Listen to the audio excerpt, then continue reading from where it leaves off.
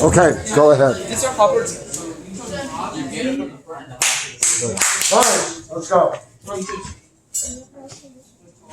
Alright, so this is Group 1's Robotic Arm Project by Serenity Williams, Life Emery, Janescence Waverly, and Savannah Hill. So this was our daily report for day 1. So we assigned ourselves different jobs. So for instance, Serenity was the photographer of each step.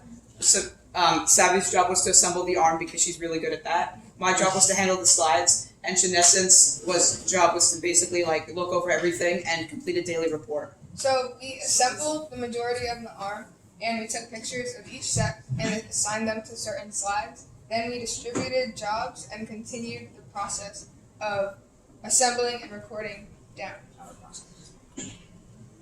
Okay, so for step 1, well, for day 1, of course, we started with step 1. And step 1 was to gather materials, which was the nut, the bolt, the arm, and the base. So the second one was, now that we gathered all the materials, we had to place the flat base on a flat surface. The base is the foundation of everything and provides support for the arm. So it's very important that the base is flat and uniform. Okay, so step 3 was to take the bolt and insert it to the bottom of the base, and then place the tower onto the nut, and then screw the bolt into the nut. The screw is classified as a simple machine. It is important not to screw the nut in too much because it needs to be able to move. The tower supports the up and down syringe drive and side to side syringe drive. Okay, so I was just gonna add on because we all know that in its final form it actually has to rotate. So if you screw it in not enough, it's gonna be like wiggly and all over the place. But if you screw it in too much, it's not gonna be able to rotate. So it's important to have a fine line. So for step 4, we had to okay, so step 4 is time to assemble the arms. So we had to take both of the arms and connect them up together with the wooden dowel because they needed to move in unison. And the dowel allows the arms to stay together but also connect. Step 5, after reaching the arms... This was on day 2. Oh yeah, this is day 2.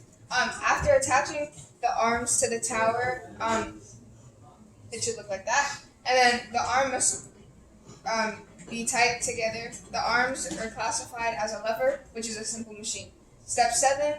We'll skip 6. Attach the rubber band to the back of the arms, like so, and this will stabilize and secure the arms so that the arms do not move away from each other while functioning.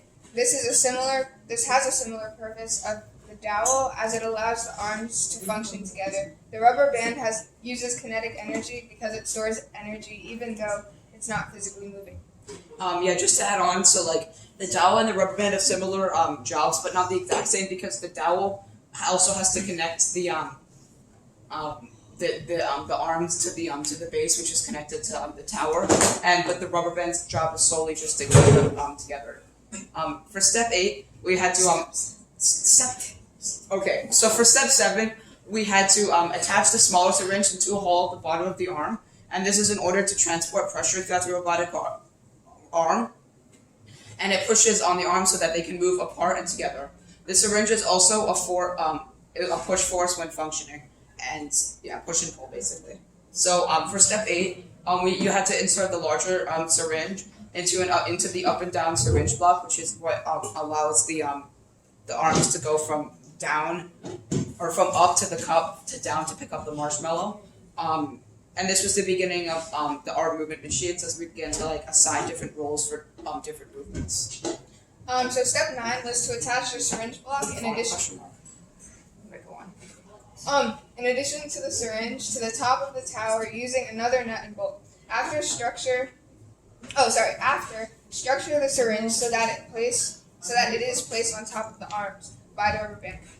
This syringe will allow the arms to move up and down when pressure is applied, which is push force. Step 10. Okay. So for step 10, we had to connect the tube to both the large syringe and the lever. The syringe on the top of the tower, and a separate smaller syringe. This will allow the up and down arm, which is the up and down arm, to function properly. The end syringe acts as a push and pull force, and this is a first class lever because force is being applied to the. Can you shut up? And the first class lever. This is a first class lever because force is being applied to the top of the lever, while the tower, with the tower being the fulcrum, and the effort being at the end of the lever. Step 11, you place a large syringe into the placeholder, which is attached to the base. This will be the main function for the side-to-side syringe drive syringe. So for step 12, we used another. You have to use another tube to connect the smaller syringe to the larger syringe located at the placeholder. And connecting the tube will allow for the pressure from the working syringe to reach the syringe moving the tower. And again, the end syringe will act both as a push and pull force depending on the role that it's being used for. And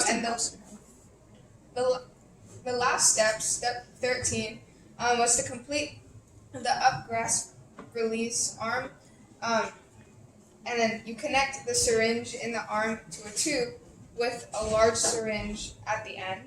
In this case, you would push the syringe so that the arms would open and close. This syringe acts as a push force when wanting more distance between the arms and a pull force when decreasing the distance.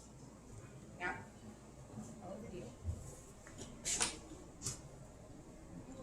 Oh, good job. we're not done. So this was our final test video that we did with the first public. Yeah.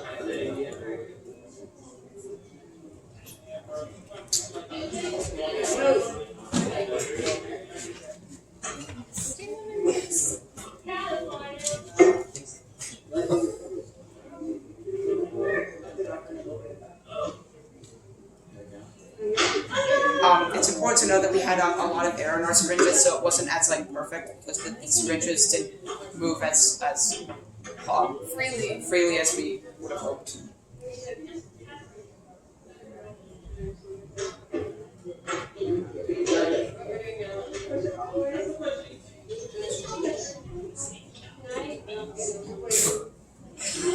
The high quality west wind.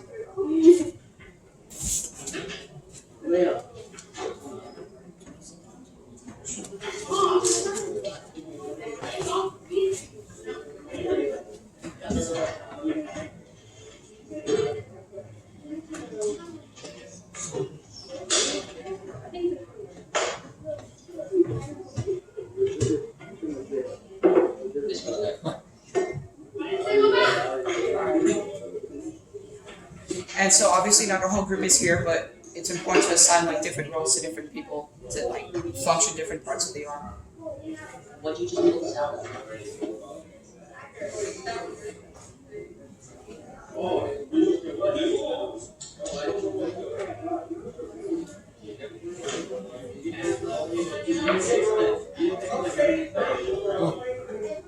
This is the Our air. minds were trying to get out of bed. This is the problem with there being air in it. Okay. Thank you very much. I'll put Roger on my phone. No one look. Don't say anything yet.